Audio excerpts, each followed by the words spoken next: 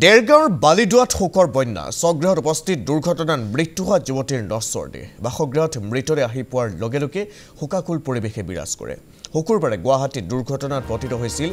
নীলাক্ষী নামৰ এই যুৱতীগৰাকী আল্ট্ৰাবাছে মহতিয়াই দিছিল স্কুটাৰসহ নীলাক্ষীক আহত নীলাক্ষীক ততাতৈয়াকৈ ভৰ্তি কৰোৱা হৈছিল চিকিৎসালয়ত কিন্তু চিকিৎসাধীন অৱস্থাত মৃত্যু কাকুৱালিলৈ যুৱতীগৰাকীয়ে বংকুৱাল উপস্বাস্থ্য কেন্দ্ৰৰ সামূহিক স্বাস্থ্য বিষয়া আছিল নীলাক্ষী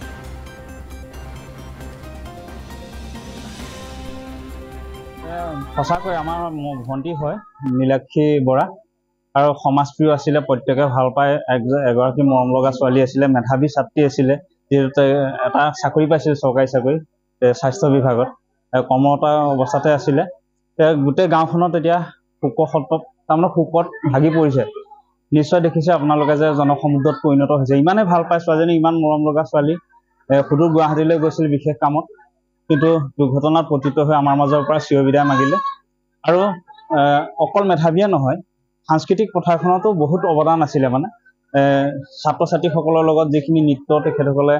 ইয়াত প্ৰশিক্ষণ দি পেলাই তেনেকৈ ছাত্ৰ ছাত্ৰীসকলক পূৰ্ণাংগ কৰিছিলে সঁচাকৈ দুখ লাগিছে আমাৰ নিজৰ ভণ্টিৰ দ্বাৰা আমি ব্যৱহাৰ কৰোঁ বহুত মানে দুখত আমি ভাগি গৈছোঁ ৰাতিপুৱা খবৰ লৈছিলোঁ আৰু বৰ্তমান ৰাইজসমূহ আজি দিনৰ 12 বজাৰ পৰা এই জনসমুদ্ৰ হৈ আছে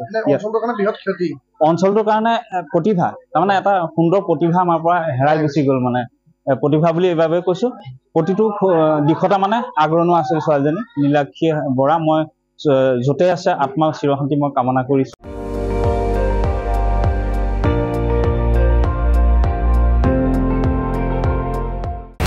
আপুনি চাই আছে ND24 সৰ্বশ্ৰেষ্ঠ নহয় সৰ্বোত্তমৰ দৌৰ